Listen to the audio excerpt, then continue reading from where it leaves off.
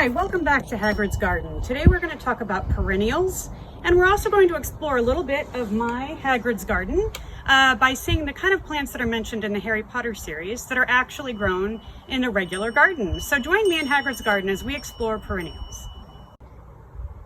Sadly, Professor Sprout couldn't join us today, so you're stuck with me. We're going to talk about some of the cool things that we have in the garden that are featured in a Harry Potter series. But in addition, you'll see that sadly my flu is not currently blooming and my leaping toadstools are asleep right now. So we're going to look and see the kind of plants that actually exist and how they're referenced in these series. We're going to start by learning everything there is to know about what a perennial is. What is a perennial? Well, usually people come up and ask me gardening questions because they know how much I like to garden, and they say, what are those plants that will come back every year?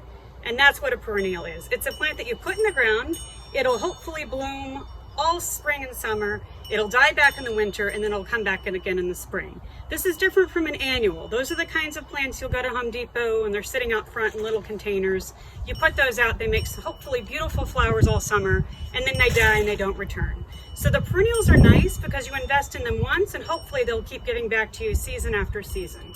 It's great to know what kind of perennials will do well in your garden because it's a treat that you can always look forward to every year. The first thing that you need to know in order to choose great perennials for your garden is what zone you're in. How in the world do you find that out? I've put a link here to a website where you can find out. In Western Washington, where I live, I'm considered to be Zone 8B. And what that means is when I go out and I look for perennials, I would put in Zone 8B and I could see which kind of plants live well here. It considers the overall low temperature for the year and other conditions. You don't want to plant a plant that would do great in Houston and assume that it will do well in the Seattle area because we get much colder winters. So something like a hibiscus that does well in Houston doesn't do very well in Seattle. It would be more of an annual here.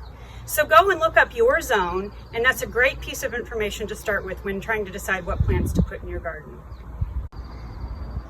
The next thing you need to know is where you're planning to put the plant. Is it sun, full sun, part shade, or shade? You want to pick a plant that's going to do well in the area where you want to put it. My entire backyard is shade and my front yard gets pretty great sunshine. So I have a mix of plants based on where I want to plant.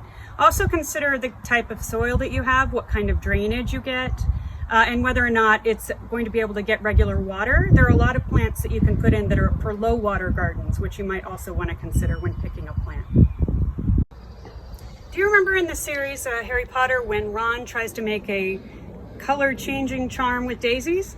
Well, a daisy is a really great plant for your garden. It's practically a weed in that it's really hardy, almost impossible to kill. And I think I started with one single clump of daisy plants 10 years ago, and I keep dividing it off. I just take a shovel, divide it off, and I've placed it all over the garden. I think half my neighbors have plants from my single daisy plant. It has beautiful white flowers. You can use them as cut flowers, and again, this is practically an indestructible plant. Great for a garden, particularly if you're a new gardener. This is a peony plant. Peonies are really great. You can see that I have some little buds coming, so it will be blooming soon. It comes in sort of a tuber type thing from the garden store. You plant it, and then you can expect that in a year or two you'll start to get the beautiful blooms that are great for cut flowers. You might need to provide some support for your peony plant. They can get really tall and heavy once it flowers. So it's a great plant if you find a great place in the sun for it. It doesn't like to be moved, so make sure you know where you're putting it. You're going to have season after season of beautiful blooms with a peony plant. This is a Helleborus plant. You might remember that it was used in the Drought of Peace. It helps calm anxiety in the Harry Potter series. I actually have a collection of Helleborus plants. It's also called the Lenten Rose because it tends to bloom around Lent, which is February. I really like adding them to the garden because it provides a little bit of color and it's kind of the first blooming thing in my garden in winter. You will notice that it does tend to get black spots. That's a fungus. So I actually cut most of the leaves off to help remove the fungus.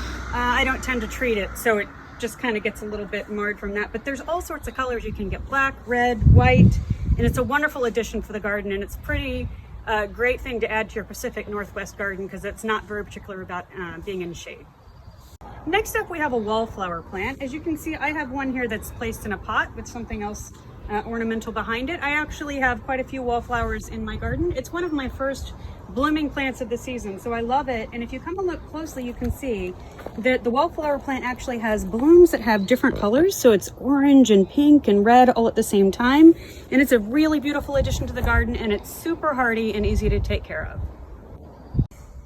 What you'll see right here is a foxglove plant. It's essential if you're making the Pompion potion. The foxglove plant is toxic, so you want to make sure that if you plant it, you don't plant it somewhere where you're going to have pets. This is in my front yard. And it will self-seed like crazy, so you want to be careful of where you put it because it will grow these beautiful tall flowers and then seed all over the place. In addition, you want to keep in mind that it is a hummingbird and pollinator plant, which is why I really like it in the garden. It will bring lots of hummingbirds into the garden. Next up is salvia, and this plant doesn't look like much right now. It's one of my favorite hummingbird plants. It'll bloom probably in about a month. Salvia is really great. The purple and the pink and the red colors are hummingbirds' favorites. So what I do is in the evenings in the summer, we tend to sit out here and read and listen to music, and the hummingbirds will actually come right up to the flower and hover and drink from the flower while we're reading. So it's a really nice plant to add to the garden if you want hummingbirds. Next up we have columbine. This is the columbine plant, which is also known as the granny's bonnet. I have no idea why, but it makes beautiful bell-shaped flowers. It's a really hardy plant. I planted these probably 10 years ago and I haven't done much to them since then. It's a really great plant to add to the garden, and there's a lot of different color choices. So you can take a look and see there's purples and reds and pinks, and it's a great addition to any garden. Next up we have a forget-me-not. A forget-me-not is technically a biennial, which means that it flowers for 2 years and then dies. And the thing that you need to know about the forget-me-not is it has beautiful blue blooms that really pop in your garden. However, I believe that this started with a single plant. That second year when it's dying, it decides to go to seed. You don't need to help it do this. This is what it's been doing on its own. And I actually have to pull plants because it will take over the world. Again, it's a pretty color, so I don't really mind, but I have to keep fighting it back or else it will just spread absolutely everywhere. Next up we have bee balm. Bee balm is a really great addition to the garden. It brings in great pollinators and it makes for a really pretty cut flower. So this will eventually become a pretty tall plant with some beautiful pink blooms on it. You can see in the picture the reason that I like to add it to the garden. Plus I really like to add any plant that will bring pollinators into my garden. Next up we have roses. I absolutely love roses. I probably have a dozen scattered around different parts of my yard. As you can see, you can do roses in pots, you can do roses in the soil.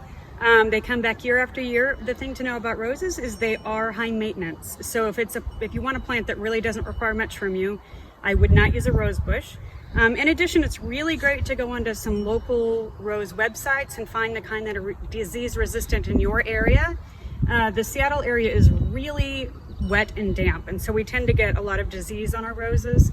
So I've gone with varieties that really do well in this area. I try not to treat my roses if I can, and you'll see that they get a lot of black spot fungus and also aphids and bugs. So again, it's not a super easy plant, but it's worth it because you get beautiful colored blooms all season long.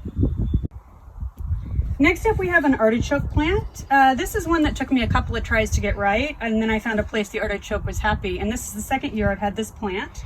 Last year I think we harvested probably 6 giant artichokes from the plant. It is a plant that will come back year after year if it's happy, and I love it because it's a beautiful silver blue leaf color. So in addition to the fact that it produces for me, it's also a beautiful addition to the garden. Artichokes kind of leads us to the next category, a category that was featured prominently in a lot of the Harry Potter books, which are herbs. Herbs are great. There are a lot of herbs that are perennials that you can have in your garden year after year, and they're part of what I like to call the kitchen garden, stuff that you can use day in and day out in your cooking. So we're going to talk about the herbs that are perennials that are really great to put in your kitchen garden. Thyme was used in liquid quick, which, as you will remember, makes a drinker lucky for a period of time. In real life, this is my thyme plant. It's a perennial and it's really great in grilled vegetables, grilled meats. And so you can just harvest the leaves straight from the garden and it will come back every year. Oregano is also something that's used a lot in the garden and can be taken in and used in the kitchen for cooking. There are different kinds of oregano. Italian and Greek are probably the two main kinds that you find at the garden store. Again, it's another great plant because you can kind of plant it, forget about it, and come back next year and you will still have oregano to use.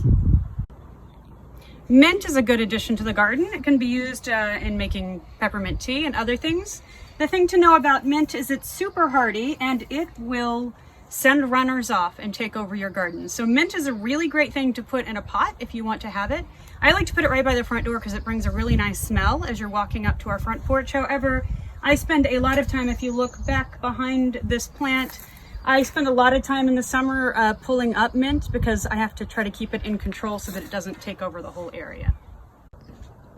Nightshade plants, or the deadly nightshade as they're called, is actually a variety of plants that you probably consume a lot for your dinner. Potatoes, tomatoes, things like tomatillos and peppers. They're all varieties from the nightshade family.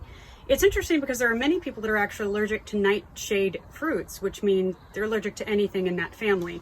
Here I have an example. I'm actually planted some potatoes in these grow bags. So by the end of the season, I'll be able to dump the bag out and have a whole bunch of potatoes. And also for my greenhouse, I have a few tomato plants. These again are both examples of plants from the nightshade family. These are not plants that will come back year after year. However, the potatoes, if you dump this bag out, you will find potatoes hidden in the garden and they will sprout and come back next year.